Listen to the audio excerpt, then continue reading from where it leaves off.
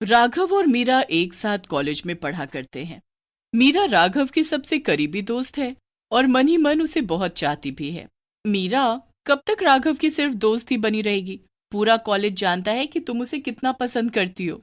हाँ, पूरा कॉलेज मेरे दिल की बात समझ चुका है, बस पता नहीं क्यों राघव ही नहीं समझ पाता। राघव बचपन से ही ऐसा है मीरा, उसकी आज तक कोई गर्लफ्रेंड नहीं रही। हाँ, मैं जानती हूँ, इसीलिए तो मैं उसे इतना चाहती हूँ। पर जब भी मैं अपने दिल की बात करने जाती हूँ उससे, तो वो कोई ना कोई बहाना बना देता है। तू एक काम कर, तू आज राघव के हॉस्टल के कमरे में चली जाना। रात को उसके कमरे में जाकर अपने दिल की बात बताना। वो उस वक्त कहीं जा भी नहीं पाएगा और उसे तेरी बात सुननी भी पड़ेगी। हाँ, ये बहुत अच्छा आइडिया है। आज रात में उसे अपने दिल की बात कहकर ही रहूंगी। मीरा रात को राघव के कमरे की खिड़की से चुपके से जाती है और देखती है कि राघव नींद में कुछ बड़बड़ा रहा था। मुझे जाने दो, प्लीज मुझे जाने दो। मैंने तुम्हारा क्या बिगाड़ा है? प्लीज मेरा पीछा छोड़ दो। लगता है राघव कोई बुरा सपना देख रहा है। राघव, राघव, उठो उठो, क्या हो रहा है तुम्हें? प्लीज मुझे छोड़ दो, मैं तुम्हारा नहीं हूँ। प्लीज मुझे छोड़ दो। एक काम करती हूँ, मुंह पर थोड़ा पानी मार देती हूँ। राघव, राघव उठो, देखो मैं हूँ, मीरा। मीरा, मीरा प्लीज मुझे बचा लो, प्लीज मुझे बचा लो। राघव, तुम पहले शांत हो जाओ। क्या हुआ तुम्हें? तुम ऐसे नींद में कोई बुरा सपना देख रहे थे? मैं तुम्हें कुछ नहीं बता सकता। वैसे तुम इस वक्त मेरे कमरे में क्या कर रही हो? वो मैं तुमसे कहने आई थी कि वो मैं तुमसे कहने आई थी कि मैं तुमसे बहुत प्यार करती हूँ राघव। मीरा प्लीज ये सब मत कहो, ये पॉसिबल नहीं है। पर क्यों राघव? मैं तुमसे पता नहीं कब से प्यार करती हूँ। मैंने कई बार तुमसे अपने दिल की बात करने की कोशिश की, लेकिन तुम हमेशा ही मुझे दूर कर देते हो। मैं जानता हूँ मीरा कि तुम्हारे दिल में क्या है, लेकिन मैं लेकिन क्या? आज तुम्हें सच बताना ही होगा। मैं जानती हूँ तुम भी मुझसे प्यार करते हो, फिर क्या मजबूरी है तुम्हारी? मुझे बताओ तो। अगर मैंने तुम्हें बता दिया तो तुम मुझ पर विश्वास नहीं करोगी। राघव, मैं तुम्हारी हर मुश्किल में तुम्हारा साथ दूंगी, चाहे कुछ भी हो जाए। मीरा, मेरा घर राजगढ़ में, मेरे पिताजी वहां के ठाकुर हैं। वहां हमारी बड़ी सी हवेली भी है। जब मैं छोटा था तो मुझे हर रात सपने में एक रानी दिखाई देती थी। उस रानी का चेहरा काफी भयानक था, बिल्कुल भूतिया। वो जब मेरे सपने में आती तो कहती कि तुम मेरे हो, मैं तुम्हें पाकर रहूंगी। राघव को ये सपने बार बार आ रहे हैं। मुझे लगता है कि हमें पुरोहित जी को बुला लेना चाहिए। हाँ, मैं आज ही पुरोहित जी को संदेशा भिजवा देती हूँ। पुरोहित जी आते हैं। राघव ठाकुर को ये सपने शायद रेवती रानी की वजह से आते हैं। रेवती रानी? ये कौन है पुरोहित जी?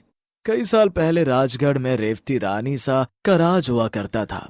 एक बार उनके दरबार में मल्हार नाम का संगीतकार आया, जिसके स्वर से पूरा राजमहल गूंज उठा। रेवती रानी का दिल मल्हार पर आ गया था, और जब रानी सा ने उसे पाने की कोशिश की तो मल्हार ने साफ इनकार कर दिया, ये कहकर वो दमयंती से प्यार करता है, जो उसकी सहेली थी। रेवती रानी सा को यह बर्दाश्त नहीं हुआ और उसने दमयंती को मरवा दिया। ये जानकर मल्हार ने भी अपनी जान ले ली, और उसके आखिरी शब्द थे कि तुम मुझे कभी नहीं पा सकती। रेवती रानी सा तब से मल्हार का इंतजार कर रही है। राघव ठाकुर मल्हार ही है जिसे वो कब से पाना चाहती है। तो अब हमें क्या करना चाहिए पुरोहित जी?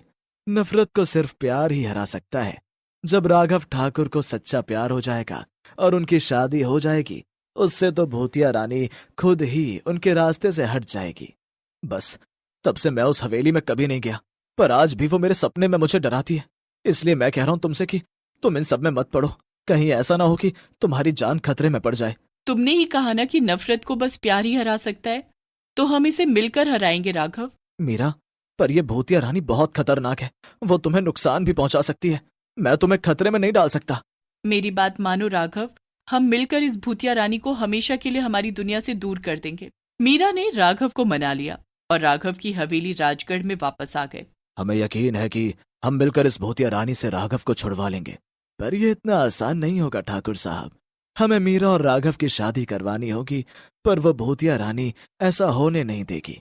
वो मीरा बिटिया को जरूर नुकसान पहुंचाएगी। मैं तैयार हूं पुरोहित जी, आप बस मुहूर्त निकलवाइए। मुझे यकीन है कि मेरा प्यार उस भूतिया रानी पर हावी पड़ेगा। मीरा और राघव की शादी की तैयारियां हो चुकी थीं, लेकिन इन सब से अब भूतिया रानी बहुत गुस्से में आ चुकी थी। उसने शादी में अपशगुन डालना शुरू कर दिया। मेरे मल्हार को मुझसे कोई नहीं छीन सकता, मैं ये शादी नहीं होने दूंगी। चलो चलो मीरा, हल्दी लगा लो अब तुम भी। आओ, मैं तुम्हें हल्दी लगा दूं। जी। अरे ये क्या, ये हल्दी काली कैसे पड़ गई है? मैंने कहा था कि भूतिया रानी ये शादी कभी नहीं होने देगी। कोई बात नहीं माँ जी, जब मुझ पर राघव के प्यार का रंग चढ़ा हुआ है तो हल्दी की कोई जरूरत नहीं है। इसलिए मैंने अपनी दुल्हन के लिए ये उपटन अलग से बनाकर रखा था। इस उपटन में मेरा प्यार भी मिला हुआ है, जिसे कोई नहीं मिटा सकता। तुम दोनों को किसी की बुरी नजर ना लगे। बुरी नजर तो लग चुकी है। मैं ये शादी कभी नहीं होने दूंगी। भूतिया रानी जितनी कोशिश करती मीरा और राघव को अलग करने की, वो दोनों उतना ही करीब आते जा रहे थे। राघव, ये देखो, मेरी मेहंदी में तुम्हारा नाम लिखवाया है। तुम्हारा नाम तो मेरे मन में बसा हुआ है। तुम मेरी चिंता मत करना, हम दोनों मिलकर उस भूतिया रानी को हमारी जिंदगी से दूर कर देंगे। मीरा राघव बात ही कर रहे थे कि मीरा के ऊपर झूमर गिर जाता है, पर राघव उसे बचा लेता है। मीरा, तुम ठीक तो हो? हाँ, मैं ठीक हूँ। अगर आज तुम्हें कुछ हो जाता तो पता नहीं मैं क्या कर देता। तुम चिंता मत करो, मैं ठीक हूँ। मीरा, ये भूतिया रानी तुम्हें नुकसान पहुंचाने के लिए कुछ भी कर सकती है। क्या तुम अब भी मुझसे शादी करना चाहती हो? तुम्हें डर नहीं लग रहा? तुम मेरे साथ हो, मुझे किसी भी बात का डर नहीं। मैं तुम दोनों को जल्दी अलग कर दूंगी, फिर मैं मल्हार को किसी का नहीं होने दूंगी। कभी नहीं, कभी भी नहीं। भूतिया रानी ने मीरा को नुकसान पहुंचाने की कोशिश की, लेकिन मल्हार उसकी ढाल बनकर उसके सामने खड़ा था। आज दोनों की शादी का दिन भी आ चुका था। आज राघव की शादी हो जाएगी, फिर इस भूतिया रानी का साया हमारी जिंदगी से हमेशा हमेशा के लिए चला जाएगा। हाँ, मीरा जैसी लड़की को हम अपनी बहू बनाकर बहुत खुश हैं। ये लो, मीरा भी आ गई। बहुत सुंदर लग रही हो मीरा। राघव तैयार हो गए? मैंने राघव को हर जगह देख लिया, पर वो कहीं नहीं है। ऐसा कैसे हो सकता है पुरोहित जी? राघव कहाँ जा सकते हैं? मुझे लगता है उस भूतिया रानी ने ये सब किया है। उसी ने ही राघव को यहाँ ऊपर देखो, मैंने कहा था ना, मैं मल्हार को लेकर ही जाऊंगी। राघव, छोड़ दो राघव को और चली जाओ हमारी जिंदगी से। मैं जाऊंगी, लेकिन मल्हार को अपने साथ लेकर ही। ना पिछले जन्म में मल्हार तुम्हारा हुआ था और ना ही इस जन्म में राघव तुम्हारा हो पाएगा। मैं राघव को कुछ नहीं होने दूंगी। मैं तुमसे राघव को लेकर जा रही हूँ, अगर रोक सकती हो तो रोक लो। भूतिया रानी ने राघव को पकड़ लिया था और मीरा को जलाने के लिए उसने मंडप पर आग लगा दी। अरे कोई बचाओ, मीरा को बचाओ। मीरा, तुम बचे रहना, इस आग से हम कुछ करते हैं। राघव, राघव प्लीज उठो और मुझे बचाओ। राघव, राघव।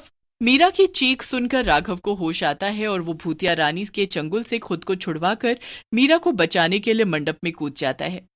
राघव, अब इससे बचने का एक ही रास्ता है। तुम ये सिंदूर मेरी मांग में भर दो और मुक्त कर दो इस भूतिया रानी को। हाँ हाँ मीरा। नहीं नहीं, ऐसा नहीं हो सकता। तुम सिर्फ मेरे हो, बस मेरे। अब इनकी शादी हो चुकी है, अब तुम मान लो कि राघव ठाकुर कभी तुम्हारे नहीं हो सकते। शायद यही होना था। न मल्हार मुझे मिल पाया और न ही राघव। शायद मेरा प्यार सच्चा नहीं था। अब मुझे समझ आ गया है, इसलिए अब मेरी रूह को भी इस दुनिया से चले जाना चाहिए। भूतिया रानी की रूह को समझ आ चुका था कि सच्चे प्यार के आगे नफरत और जिद कभी नहीं टिक सकते। उसकी रूह उस महल से हमेशा के लिए चली गई और राघव और मीरा एक साथ प्यार के बंधन में बंध गए। मीरा, अगर तुम मेरी जिंदगी में नहीं आती तो मैं आज यहाँ नहीं होता। न मल्हार और दमयंती को कोई अलग कर पाया था और न ही मीरा और राघव को कोई अलग कर पाएगा। हाँ, जब तुमने मुझे वो कहानी सुनाई थी, उसी वक्त मुझे अपना पिछले जन्म की कहानी याद आ गई थी, पर मैं बस सही वक्त का इंतजार कर रही थी। सच ही कहा है किसी ने कि प्यार जन्मों जन्मों के लिए होता है। राघव और मीरा को देखकर ये विश्वास पक्का हो जाता है।